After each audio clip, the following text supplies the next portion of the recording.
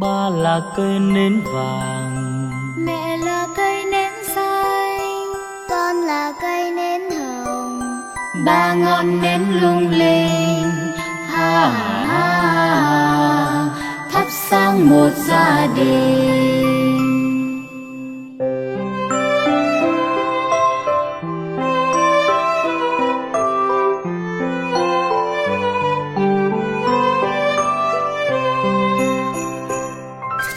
Ba là cây nến vàng, Mẹ là cây nến xanh, con là cây nến hồng.